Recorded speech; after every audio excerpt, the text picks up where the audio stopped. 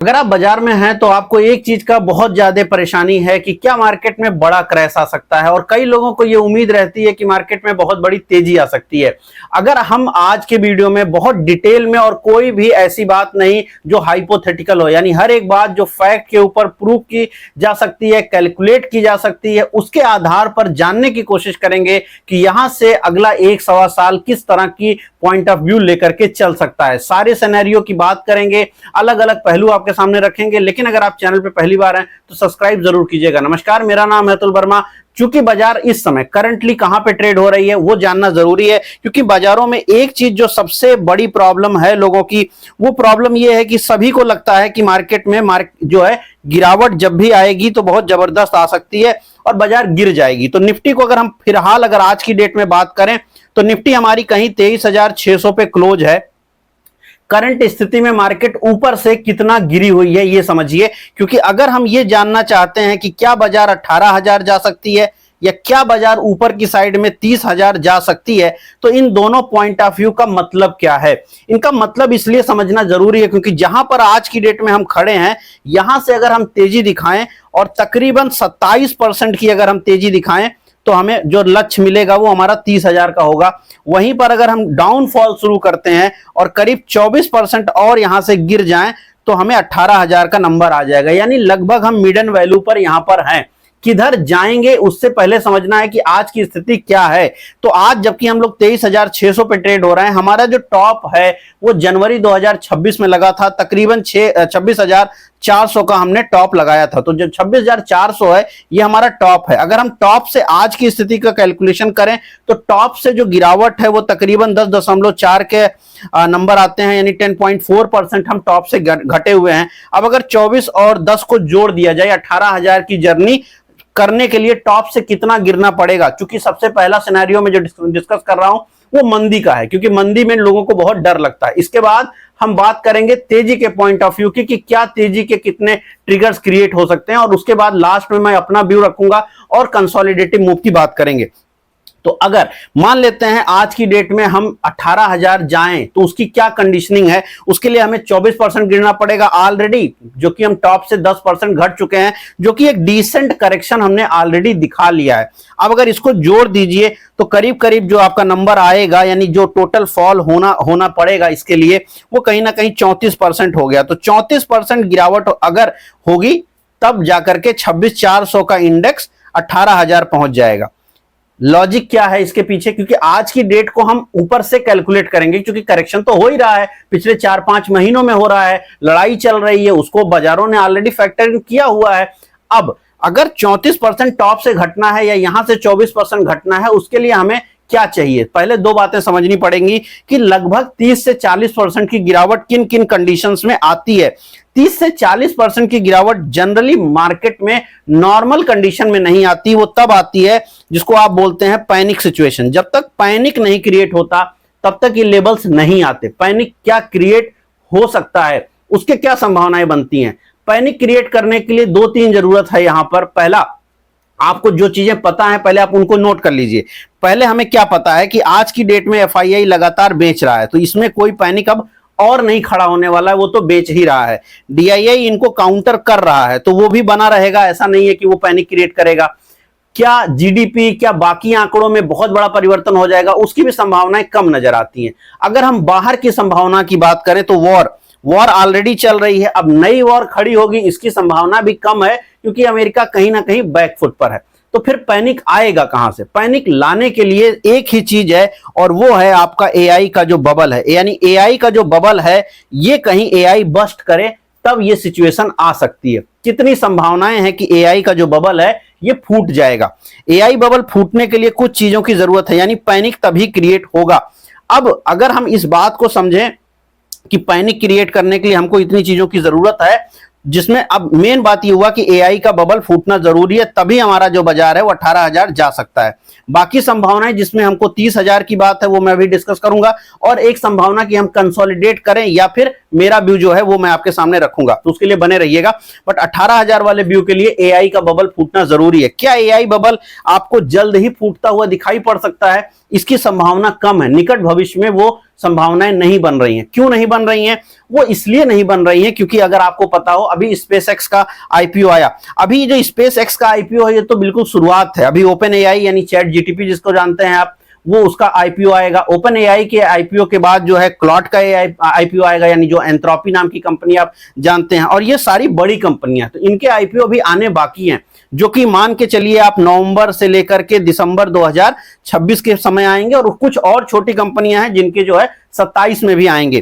तो उसके पहले अगर आप ये मान के बैठे हो, क्योंकि कह रहा हूं मैं इसलिए क्योंकि जिस ढंग से आपने देखा है कि बाजार को बेहतर बनाने के लिए 12 तारीख को बेहतर बने, भारतीय बाजार में भी तेजी आई और बाकी जगहों पर भी आए, उसके लिए प्रेसिडेंट ट्रंप ने कितना प्रयास किया। उसके पहले थोड़ा बहुत पैसा जरूर मार्केट से निकला ताकि इतना बड़ा आईपीओ भरा जा सके, लेकिन किस तरह से प्रयास हुआ और वहां पर लोगों ने पैसा वापस से तेजी देखी है, तो वो बात आगे भी लागू होगी। इसलिए ये मानना कि 2026 में एआई बस्ट हो सकता है, संभावनाएं नहीं है। कम से कम बड़े आईपीओस को आना पड़ेगा। अगर आप 1929 से भी दुनिया की हिस्ट्री को पढ़ेंगे, 1926 से भी, तो कभी भी कोई भी बबल जो है बगैर उस बबल के लीडरों के आईपीओ आने से पहले कभी भी वो बस्ट नहीं हुआ है। तो जाहिर सी बात है तभी ये बस्ट हो सकता है जब बड़ी कंपनियां लिस्ट हो जाएं, जो कि नवंबर दिसंबर के पहले तो नहीं है। तो यहां से लेकर अगर हम ये मान लें कि 2027 तक तो इतनी जल्दी कोई बस्ट नहीं होने वाला है, इसकी संभावनाएं बहुत ज्यादा बनती हैं।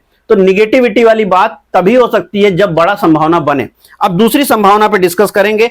दूसरी संभावना है कि 30,000 जाने के कुछ क्या और पहलू हो सकते हैं।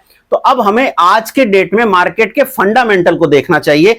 मैं फंडामेंटली अगर बाजार को देखूं तो करंट स्थिति में बाजार कहां पे ट्रेड हो रहा है। चूंकि बाजार इस समय 23,600 पे ट्रेड हो रहा है, यहां से 30,000 की जर्नी के लिए हमें तकरीबन 27% की तेजी की जरूरत है, जो कि 6400 पॉइंट होता है। इस पॉइंट के लिए अगर हम इस समय की बाजार को समझेंगे तो हमें आज के बाजार का ईपीएस या बाकी चीजें समझनी पड़ेंगी। अब अगर बाजार की करंट ईपीएस की हम बात करें, यानी आज की डेट में बाजार जहां पे ट्रेड हो रहा है, करंटली जहां पे ट्रेड हो रहा है, तो हमें औसत पी जानना पड़ेगा। यानी एवरेज जो हमारा पी है वो कितना रहा है। हमेशा से औसत पी हमारा लगभग 22 का रहता है। आज की डेट में हमारा पी क्या है? आज की डेट में हमारा पी जो है वो 20.4 के आसपास चल रहा है। तो यानी जो एवरेज पी है उससे हम नीचे ट्रेड हो रहे हैं। एवरेज पी हमारा 22 का है। एक बात। अब अगर हम ईपीएस की बात करें, ईपीएस यानी अर्निंग पर शेयर, निफ्टी के हिसाब से अर्निंग पर शेयर की अगर हम बात करें तो 1160 का ईपीएस है, हमारा करंट ईपीएस है। अब जो रिपोर्ट्स आई हैं जो भारत के ईपीएस के ऊपर हैं, उनमें से कई रिपोर्ट ये सजेस्ट करती हैं कि भारत का 2027 का जो ईपीएस बनता है वो कहीं ना कहीं आपका 1250 के आसपास का बन सकता है। वहीं पर 2028 का जो ईपीएस हमारा बनता है वो कहीं ना कहीं 1400 पॉइंट पर बन सकता है। अब अगर ये नंबर आता है और हम एवरेज वैल्यू से नीचे चल रहे हैं, मान लेते हैं कि हम अपने एवरेज वैल्यू को टच कर गए, तो फिर 2027 के ईपीएस वैल्यू की कैलकुलेशन के हिसाब से हमारी जो कैलकुलेशन होती है वो 1250 इंटू क्या हो जाएगी, 2200 का नंबर हो जाएगा। और 1250 इंटू अगर आप 2200 करते हैं तो कहीं ना कहीं आपको 28,000 के आसपास का नंबर दिखाई पड़ेगा। एग्जैक्टली आप कैलकुलेट करके देखिएगा, थोड़ा सा आगे पीछे का नंबर आएगा, यानी 27,500 से 28 का नंबर आ जाएगा। और वहीं पर अगर आप FY जो है 28 के लिए बात करें, 14 के ईपीएस के हिसाब से अगर आप देखें, और 14 के ईपीएस पे अगर आप 22 का भी पी करें, पी देखिए चेंज हो सकता है, ये 23 भी जा सकता है और ये 21 का भी रह सकता है, इसलिए एग्जैक्ट नंबर नहीं बनेगा। लेकिन अगर हम 22 के ही हिसाब से कैलकुलेट करें तो तकरीबन हमको यहाँ पे 30,000 के आंकड़े मोटा मोटी देखने को मिल सकते हैं। यानी 30,000 तक के जो नंबर हैं वो आपके आते हुए दिखाई पड़ सकते हैं। तो अब ये 28,500 से आप इसको 27,500 कर लीजिए, 28,000 से 27,500 कर लीजिए, तो FY 27 के लिए जो नंबर निकलता है, कहीं 2027 के लिए जो नंबर निकलता है वो 28,000 से 27,500 का निकलता है। जबकि हम 1250 के ईपीएस और 22 की पी पे बात कर रहे हैं। और वहीं पर वर्ष 28 के लिए अगर हम बात करें तो 2028 के लिए 14 के हिसाब से अगर हम 22 के पी से कैलकुलेट कर रहे हैं तो 30,800 के नंबर हमारे निकलते हैं निफ्टी के केस में। तो ये राउंड फिगर नंबर हमारे निकल सकते हैं अगर हम नॉर्मल केस में भी रहें, थोड़ी सी हमारी अर्निंग आने लग जाए, उस केस में ये आपको देखने को मिल सकता है। पॉजिटिविटी के कारण क्या हो सकते हैं? क्या पॉजिटिविटी इस मार्केट कंडीशन में आसानी से बन सकती है? क्या निगेटिविटी नहीं बन सकती तो क्या पॉजिटिविटी बन सकती है? उसके लिए भी काफी दुविधा है। उन सारे पॉइंट्स को मैं तब डिस्कस करूंगा। उसके पहले मैं एक पॉइंट और डिस्कस करूंगा, वो ये कि अगर जो नंबर्स हैं हमारे यहीं पे हम रह जाएं तो क्या होगा, यानी अगर हम कहीं ना जाए वाली सिचुएशन में जाएं तो क्या होगा, यानी अगर हम यहीं कहीं खड़े हैं, कहीं 24,000 की रेंज में खड़े रह जाएं तो क्या संभावनाएं बनती हैं, और इसकी क्या संभावना बनती है कि यहीं खड़े रह जाएं। क्यों? क्योंकि बहुत सारे लोग जो हैं वो भारत के नंबर्स के ऊपर अब आलोचनात्मक बिंदु रखने लगे हैं। बहुत सारे लोग मानते ये हैं कि भारत का जो नंबर है वो सही नहीं है। क्या नंबर? भारत की जो जीडीपी है, वो जो इस बार की जीडीपी आई और हमने माना कि वो 7.7 की जीडीपी है, यही जीडीपी आपने जारी किया। ये जो जीडीपी है ये नॉमिनल जीडीपी है, आपकी नॉमिनल जीडीपी आपको ये 7.7 की आती है। कई लोगों को बहुत सारी बातें इसमें नहीं पता होंगी, 2 मिनट आप समझिएगा इस बात को। बहुत सारे लोग इन आंकड़ों पर बात कर रहे हैं कि यार ये ठीक नहीं है। पहला जो बात चल रही है वो ये चल रही है कि हमने अपना बेस ईयर चेंज किया है, जो कि हमारा बेस ईयर अब 2023 हमने किया। पहले हमारा 2011-12 का जो बेस ईयर था उसको हमने 2023-24 का बेस ईयर कर दिया। इसके नाते लोग ये कह रहे हैं कि हमारा बेस ईयर छोटा हो गया, बेस हमारा छोटा हो गया। बेस हमारा छोटा कैसे हो गया? तकरीबन 11.67 लाख करोड़, अगर मैं सही नंबर बोल रहा हूं तो ये लगभग इतने का ही नंबर होगा। तो इतने नंबर का जो है आपका जीडीपी को आपने छोटी किया है, यानी कम किया है। ये क्यों किया है? वो इसलिए आपने छोटा किया है क्योंकि जब इस तरह से जीडीपी के टाइम को बढ़ाया जाता है तो कई सारे माइक्रो एडजस्टमेंट किए जाते हैं और उसके नाते ये नंबर आपको जो है देखने को मिलता है। तो 11.67 लाख करोड़ से हमारी जीडीपी को कम किया गया। अगर कई लोगों का आर्गुमेंट ये है कि अगर हम पुराने बेस के हिसाब से अपना जीडीपी कैलकुलेट करते तो जो नंबर हमारे सामने आता वो 7.7 का ना होकर के 7.1 हो जाता। चलिए मान लेते हैं कि अगर हम यही कैलकुलेट करते और 7.1 ही आ जाता तो भी कोई बहुत बड़ी आफत नहीं आ जाती, हम बहुत भागते रहते फिर भी। लेकिन एक दूसरा बड़ा बिंदु है जिसको लेकर के अगर आप जानते हो तो जो हमारे पहले गवर्नर रहे हैं, पूर्व गवर्नर रहे हैं, रघुराम राजन रहे हैं, कई सारे बड़े इकोनॉमिस्ट जो इंडिया के हैं और कई सारे बड़े इकोनॉमिस्ट जो विदेशों के भी हैं, उन्होंने भारत के जो महंगाई है उसके ऊपर भारी चिंता जताई है। क्योंकि जीडीपी में जो महंगाई हमने घटाई है वो मात्र 1.5% से हमने घटाई है। यानी कहने का मतलब यह है कि जब हमने जीडीपी जारी किया 7.7 का तो हमने ये माना कि हमारा जो महंगाई है वो 1.5 का ही है, जिसको आप बोलते हैं, क्या बोलते हैं इसको बेसिकली आप एक डिफ्लेटर बोलते हैं कि इतने से ही हमारा महंगाई घट रहा है। यद्यपि जीडीपी में जो आपने महंगाई को कैलकुलेट किया वो आपने 1.5 से कैलकुलेट किया, लेकिन जो नॉर्मल महंगाई आप सरकार जारी करती है, सीपीआई का नंबर जो जारी करती है वो कहीं 4% के इर्द गिर्द में घूमता है। वहीं पर जो फील लाइक महंगाई जिसको बोला जाता है, फील लाइक इन्फ्लेशन जिसको बोला जाता है, जो बहुत सारे प्राइवेट लोग जारी करते हैं, इवन सरकार भी जो आंकड़े जारी करती है, जब उसका माइक्रो लेवल पर अध्ययन किया जाता है, मैंने भी इसी चैनल पे एक वीडियो बनाया कि महंगाई किस तरह से गांवों में बहुत असर डाल रही है, उसका एक माइक्रो अध्ययन मैंने आपके सामने डाला था। यद्यपि बहुत लोगों ने उस वीडियो को नहीं देखा था, अगर आप नहीं देखे तो देखिएगा जरूर। उसमें मैंने ये बताया है कि जो महंगाई है वो अपेक्षाकृत डिफरेंट सिनेरियो पेश कर रही है और फील लाइक महंगाई जो है वो 7 से 8 या 8 से 9% की रेंज में रहती है। लेकिन फील लाइक महंगाई के आधार पर कभी भी दुनिया में कोई देश जीडीपी कैलकुलेट नहीं करता। लेकिन राजन जैसे लोगों का मानना यह है और बहुत सारे इकोनॉमिस्ट का मानना यह है कि जो 4% की महंगाई है इसके आधार पर महंगाई को कैलकुलेट किया जाना चाहिए, ना कि 1.5% के हिसाब से महंगाई को कैलकुलेट किया जाना चाहिए। अगर हम इस हिसाब से कैलकुलेट करें तो जो हमारा 7.7 का महंगाई आया है, 7.7 का जो जीडीपी है वो हमारा जीडीपी डिडक्ट करेगा, नीचे की साइड में जाएगा, क्योंकि अभी हमें उसमें 2.5% और घटाना पड़ जाएगा, 3% और घटाना पड़ जाएगा रेदर।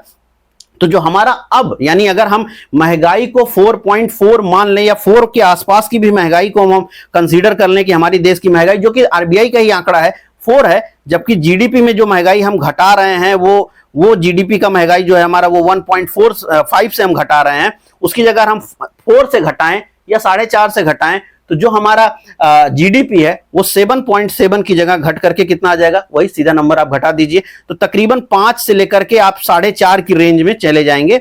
4.5 से लेकर 5 की रेंज की आपकी जीडीपी हो जाएगी। और यही जीडीपी की बात लोग कर रहे हैं कि यही जीडीपी इंडिया की चल रही है। रियल जीडीपी की बात लोग कह रहे हैं कि यही है, नहीं हम 7.5 से भाग रहे। अगर मैं इस आर्गुमेंट को भी स्वीकार कर लूं, मैंने बेरिश आर्गुमेंट आपके सामने रख दिया कि बड़ा एआई बबल फट जाएगा तो हम नीचे जा सकते हैं, अदरवाइज वो चांसेस कम बन रहे हैं। दूसरा, हमने फंडामेंटल आधार पर भी कैलकुलेट किया कि अगर थोड़ा सा भी कंपनियों की अर्निंग आती है, भले वो महंगाई बढ़ने के नाते आ जाए, सप्लाई साइड की प्रॉब्लम्स के नाते आ जाए, किसी भी चीजें के नाते, डिमांड के नाते आ जाए, कुछ भी हो सकता है, अगर थोड़ा सा भी हमारा बढ़ता है मेन मार्केट का ईपीएस, चूंकि हम एवरेज से अब नीचे जा रहे हैं, एवरेज की तरफ जाते हैं, तो हम बुल साइड में हम 2028 में हम 30,500 या 27 में हम जो है करीब 27-28 हजार के आंकड़ों पे पहुंच सकते हैं। वहीं पर अगर हम जीडीपी को मान लें कि वो बढ़ नहीं रही है, यहाँ आंकड़ों में कुछ दिक्कत है, और बहुत लोग मानते हैं कि जो एफआईआई की तरफ से बड़ी सेलिंग हो रही है वो इसी कारण से है। क्यों? क्योंकि एफआईआई इस नंबर को कैलकुलेट करके चल रहा है। क्योंकि अगर जो लोग कहते हैं कि टैक्स के नाते एफआईआई इस देश से जा रहा है, वो बात मुझे बहुत हद तक नहीं मैं मानता। एक लिमिट तक मैं भी मानता हूं कि टैक्स एक बड़ा कारण है, लेकिन टैक्स बड़ा कारण हो सकता है, उसके बाद भी कंपनियां या जो निवेशक आपके देश में आ रहे थे, अगर उनको अर्निंग में प्रॉब्लम नहीं है, अगर उनको लगता है कि कमाई हो सकती है, तो वो ज्यादा टैक्स भी चुका देंगे। लेकिन अगर उनको ये लगेगा कि कमाई ही नहीं होगी या ये पर्टिकुलर देश आगे ही नहीं बढ़ेगा, तो वो उस देश से पैसा निकालते हैं। हमारे यहां जो पैसा निकल रहा है वो 2014 से लगातार है। 2014 के बाद जैसे जैसे करके जो भी आर्थिक नीतियां आई, उनसे उनको ज्यादा समस्या रहा। टैक्स वाली बात तो 2018-19 के बाद आती है, जब एलटीसीजी बढ़ गया, जब अभी 2023 में जब एलटीसीजी को और बढ़ा दिया गया, फिर उसमें से इंडेक्सेशन को हटा दिया गया, तो वो सारी चीजें तो 2018 के बाद हुई। लेकिन 2014 से भी आंकड़े ये हैं कि एफआईआई की सेलिंग हो रही है। तो मुद्दा ये है कि वो क्या देख रहे हैं। तो बहुत लोगों का मानना ये है कि जिस तरह से हम जीडीपी की कैलकुलेशंस करते हैं, उसको लेकर एफआईआई का एक बड़ा तबका जो है सही सहमत नहीं है। और एफपीआई का जो नंबर अब आने शुरू हुआ है, जो कि 2024, 2025, 2026 में सेलिंग के नंबर आए हैं, जिसपे मैंने कई वीडियो बनाए हैं, अगर आपने देखा है तो वो भी नंबर अब डराता है कि भाई ये भी बेच रहे हैं। तो एफपीआई जो सेलिंग आई है, एफआईआई तो चलो फिर भी ठीक है, बट जो एफपीआई सेलिंग आई है, जो एक होलिस्टिक अप्रोच डालती है इकोनॉमी पे ऊपर, वो टैक्स की शायद ज्यादा कहीं जीडीपी को लेकर के कंसर्न दिख सकते हैं। अब अगर ये बात होती है तो पॉसिबिलिटीज क्या बनती हैं कि हम कहीं ना जाएं। करेक्शन और कहीं ना जाए में एक बड़ा फर्क है। अब तीसरा सिनेरियो ये है कि हम कहीं ना जाएं का मतलब, जैसे 2 साल गुजर गए, हम अगर 24,000 का नंबर पकड़ लें, और इधर अगर हम 23,600 का भी नंबर पकड़ लें, तो आपको ये पता होना चाहिए कि जून 2024 में भी हम लोग यहीं थे, और आज जब हम 2026 के जून में खड़े हैं तो भी हम लोग यहीं पर हैं। निफ्टी के लेवल यही बने हुए हैं, कुछ नहीं बदले हैं। तो अगर हम यहीं पर रहें, यानी कि अगर हमारी जीडीपी ठीक नहीं है, तो एफआईआई का सेलिंग तो आता रहेगा, एफआईआई का सेलिंग तो आता रहेगा, उसको डीआईआई कहीं ना कहीं काउंटर करते रहेंगे। ठीक, वो प्रॉब्लम ठीक है, सेटल रहेगी। बहुत बड़ा पैनिक नहीं क्रिएट होगा, क्योंकि फ्लो तो मनी का है, एकदम कि भारत से आउटफ्लो है, यानी भारत से पैसा निकल करके बाहर जा रहा है, और वो दुनिया के एआई कंपनियों में जा रहा है। मान लेते हैं एआई कंपनियों में बबल लाइक सिचुएशन है, तो भी एआई कंपनियां क्या करेंगी, अब नया बहुत ज्यादा ग्रोथ ना करना शुरू करें, तो एआई कंपनियां भी कंसोलिडेट करेंगी। तो यह संभावना बन सकती है कि भारत से जो पैसे की निकासी है, जो धन की निकासी हो रही है, उसमें थोड़ी कमी आ जाए, यानी एफआईआई की सेलिंग थोड़ा कम हो जाए, उतना ना हो। उस केस में भी प्लस, यानी इनकी सेलिंग में अगर एफआईआई सेलिंग में थोड़ी सी भी कमी हो जाए, थोड़ी भी कमी हो जाती है, आपको वो देखने को मिल सकता है, थोड़ी कमी देखने को मिल जाए। कमी के बाद क्या हो सकता है, कमी के बाद ये भी संभावनाएं बन सकती हैं कि अब चूंकि हम तेजी नहीं दिखा पा रहे हैं, चूंकि हमारे यहां नया पैसा नहीं आ रहा है, लेकिन डीआईआई एफआईआई को काउंटर कर रहा है, नया पैसा नहीं आ रहा है, कंजम्पशन की हमारी कमी चल रही है, मुद्रास्फीति की प्रॉब्लम बनी रहेगी। जिस तरह से मानसून को लेके प्रॉब्लम है वर्ष 2026 के लिए, और शायद 2027 में भी स्थिति उतना ना सुधरे, तो जो सप्लाई साइड की प्रॉब्लम है, यानी अनाजों की प्रॉब्लम है, खाद की प्रॉब्लम है, तेल को लेकर के प्रॉब्लम बनी हुई है, यानी जो सप्लाई साइड की प्रॉब्लम है, ये प्रॉब्लम जो आपकी है वो बनी रहेगी। तो अगर सप्लाई साइड की प्रॉब्लम बनी रहेगी, लेकिन डिमांड भी बनी रहेगी, डिमांड भी रहे और सप्लाई भी रहे, तो फिर क्या होगा, आपकी महंगाई बढ़ेगी। अब अगर महंगाई बढ़ेगी, तो महंगाई बढ़ने पर आपको क्या करना पड़ेगा, आपको ब्याज दरों को बढ़ाना पड़ेगा, ये भी निगेटिव बात हो जाएगी। लेकिन चूंकि हम आगे की तरफ देख रहे हैं, पॉसिबिलिटीज को देख रहे हैं, खंगाल रहे हैं, तो पॉसिबिलिटीज ये है कि वो जो हम बहुत आगे बढ़ने की बात कर रहे थे, 30,000 की तरफ बढ़ने की बात कर रहे थे, वो भी ना हो पाए। क्यों? क्योंकि महंगाई बढ़ रही है, तो ब्याज दर बढ़ाओगे। जब ब्याज दर बढ़ाओगे तो मार्केट से लिक्विडिटी कम हो जाएगी, यानी बाजारों से पैसे की निकासी होगी, जिसको बोलते हैं धन की निकासी। तो अब जब ब्याज दरें बढ़ती हैं, तो क्या होगा, ब्याज दरें आपकी ऊपर की साइड जा रही हैं। जब ब्याज दरें ऊपर जाएंगी, क्यों जाएंगी, वो महंगाई के नाते जाएंगी, महंगाई के बढ़ने के नाते। लेकिन उसके क्या होगा, लिक्विडिटी यानी पैसे की कमी होगी, कहां पर, मार्केट में। तो मार्केट ऊपर की तरफ नहीं भागते हैं जब ब्याज दरें ऊपर जाती हैं। लेकिन अगर एफआईआई की सेलिंग थोड़ी सी कमती हो जाए, थोड़ा सा कम हो सकती है, क्योंकि अब एआई बबल की बात आने लग गई है, तो वो एआई में पैसा अगर नहीं डालना चाहते हैं, तो उनको सेलिंग करने की उतनी रिक्वायरमेंट नहीं रह जाएगी, ऐसे में उनकी सेलिंग कम हो जाएगी। मैं बाइंग में नहीं बोल रहा हूं, वो बाइंग में नहीं आएंगे, लेकिन वो जो 1-1 लाख 2-2 लाख करोड़ हर महीने बेचे चले जा रहे हैं, उसमें कमी हो सकती है। ऐसे में DIA उनको काउंटर आराम से कर पाएंगे, तो बहुत तेजी ना हो पाए क्योंकि पैसे की कमी आ रही है। AI बबल नहीं फूटा तो बहुत पैनिक लाइक सिचुएशन भी नहीं आई। तो अगर पैनिक भी नहीं आया, बहुत तेजी भी नहीं आई, तो 30,000 भी नहीं आए, 18,000 भी नहीं आए, मार्केट यहीं खड़ी रह गई। इसकी संभावनाएं भी काफी ज्यादा बनती हैं, जिसको बोलते हैं प्रॉपर कंसोलिडेशन। और अगर proper consolidation Indian stock market में दिखता है तो लेवल भले ही आपके 24,000 के इर्द गिर्द में घूम जाएं, लेवल भले ही 24,000 के इर्द गिर्द हो जाए, लेकिन जो P और EPS है वो आपका ठंडा हो जाएगा, वो आपका काफी कमजोर हो जाएगा, वो आपका काफी नीचे चला जाएगा, जिसको बोलते हैं टाइम करेक्शन हो जाएगा। तो टाइम करेक्शन की जो संभावना है ये बहुत ज्यादा बढ़ रही है इंडियन मार्केट में। अब अगर मार्केट हमारी यही 24,000 की रेंज में रह जाए, 24,500 प्लस माइनस, मैं ये नहीं कह रहा हूं कि स्थिर हो जाएगी, ये स्थिर नहीं होगी, ये स्टैटिकल नहीं है, ये हमेशा गतिशील रहेगी। मैंने अभी बोला कि 2024 में भी बाजार यही थी जहां पर आज है आपकी 23,600 के इर्द गिर्द में, और आज भी हम लोग 2026 में भी बाजार यहीं पर है 23,600 के इर्द गिर्द में।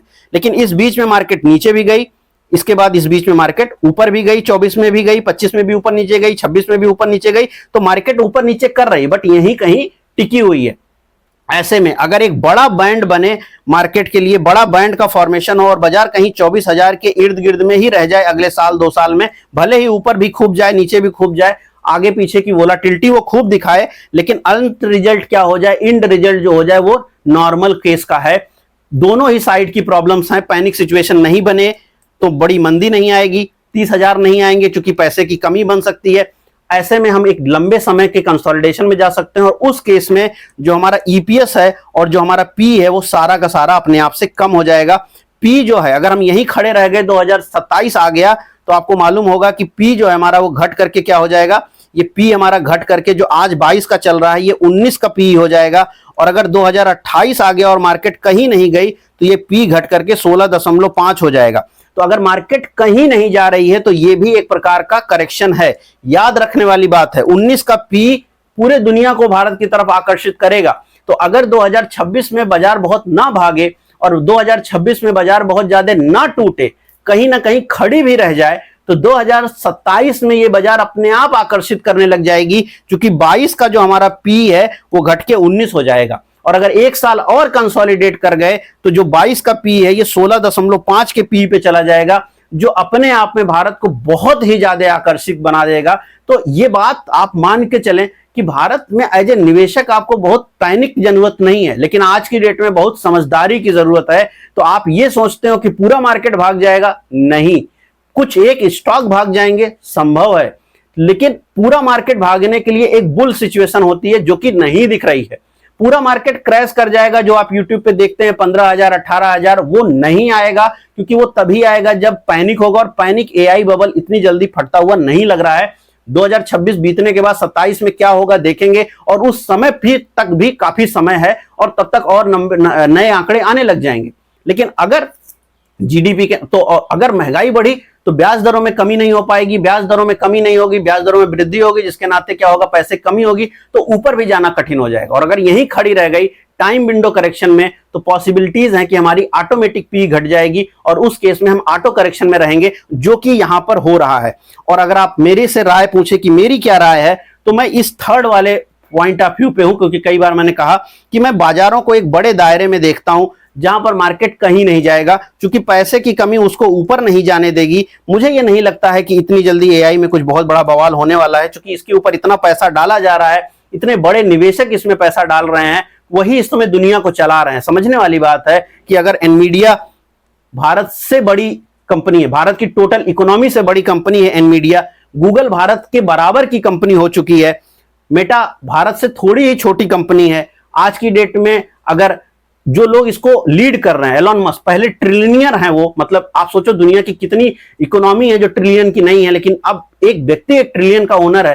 तो आपको लगता है कि ये सभी कंपनियां, चूंकि ये सब एक लूप में चल रही हैं, चाहे मेटा है, गूगल है, एनवीडिया है, इवन बाकी जो माइक्रोसॉफ्ट है, और इवन स्पेसएक्स जो टेस्ला है, वो तो ये सब लूप में चल रही है, एक दूसरे में इन्वेस्ट कर रही है। ऐसे में ये एआई बबल को फटने देंगे? नहीं फटने देंगे। ये आर्टिफिशियली ही बाजारों को ऊपर भले रखें, बट वो एआई बबल फटने नहीं देंगे। तो पैनिक लाइक सिचुएशन नहीं होगा। आप 15,000 की रेंज की तरफ नहीं जा रहे हैं, आप 18,000 की तरफ शायद नहीं जा रहे हैं, तो वो संभावनाएं नहीं है। पैसे की कमी आपको 30,000 नहीं जाने देगी और आपको इसी बीच में मरने के लिए छोड़ दिया जाएगा वेंटिलेटर पर, और आप यहीं पर सांस लेते रहेंगे, जिंदा भी रहेंगे पर दौड़ भी नहीं पाएंगे, क्योंकि प्रोटीन की कमी तो आपको दिखाई पड़ रही है। वो प्रोटीन जीडीपी हो सकता है, वो प्रोटीन आपकी इकोनॉमी के बाकी नीति हो सकती है। आम लोगों के जॉब्स में कमी है, सैलरी में कमी है, टोटल बहुत सारी जगहों पे कमी है। बहुत कॉम्प्लेक्स नहीं करते वीडियो को, ऑलरेडी काफी कॉम्प्लेक्स है। जिनको समझ में कम आया दोबारा देख लीजिएगा, मैंने काफी कठिन बात को आराम से समझाने की कोशिश करी है। मोस्ट लाइकली आपकी बाजार कहीं ना जाकर के एक लंबे कंसोलिडेशन में रहेगी और स्टॉक स्पेसिफिक आपको स्टॉक्स मिलेंगे। वहां पर आपको चार्टिकली ट्रेड्स करने हैं, वहां पे आपको समझदारी के साथ निवेश करने हैं और वहां पे आपको पैसा मिलेगा। तो अगर आप एक सेंट्रिक पोर्टफोलियो होल्ड करते हैं कि बहुत कुछ ले लो और बैठे रहेंगे, वो नहीं चलेगा। इस समय में वो चलेगा कि आप बार बार चर्न करें, जहां पे पैसा जा रहा है उसमें डालें, चार्ट देखें और उसके हिसाब से मोमेंटम को फॉलो करें। अदरवाइज 2-3 साल और यहीं गुजर जाए तो उसमें कोई बहुत बड़ी बात नहीं है। आप कमेंट जरूर कीजिएगा इन तीनों सिनेरियो में से आपको क्या लगता है। जाहिर सी बात है, मैंने लेवल की चर्चा फंडामेंटल और बाकी चीजों के आधार पर करी है। इसमें हमने जियोपॉलिटिक्स को काफी हद तक हटा दिया है, क्योंकि जियोपॉलिटिक्स पर बहुत डिबेट ऑलरेडी होती है। बहुत सारा मेन कोर डेटा पे आपके साथ बात करी है। कोई भी इसका रियल यूज आप जो है ट्रेडिंग के दौरान ना करें। जाहिर सी बात है, ये प्योर और प्योर एजुकेशनल वीडियो है, जिसको एजुकेशन के हिसाब से ही यूज करना है। लेकिन कमेंट में जरूर लिखिएगा कि आप इन तीनों में से किस व्यू के साथ सहमत हैं और उसके अकॉर्डिंग आप क्या करते हुए दिखाई पड़ रहे हैं। अगर आप मेरे व्यू से सहमत हैं तो कमेंट कीजिएगा। फिर अगर आपको चाहिए होगा तो मैं इसके ऊपर एक और वीडियो लेके आऊंगा कि इस सिचुएशन में आप किस प्रकार की ट्रेडिंग स्ट्रेटजी लगा सकते हैं और उन ट्रेडिंग स्ट्रेटजी से किस प्रकार के बड़े गेन्स आप क्रिएट कर सकते हैं। तो उसकी चर्चा किसी और वीडियो में जरूर करेंगे। लेकिन अगर आपको ये वीडियो पसंद आया तो लाइक शेयर कमेंट जरूर कीजिएगा। मैं मिलता हूं कल नए वीडियो में। इस वीडियो में इतना ही। धन्यवाद।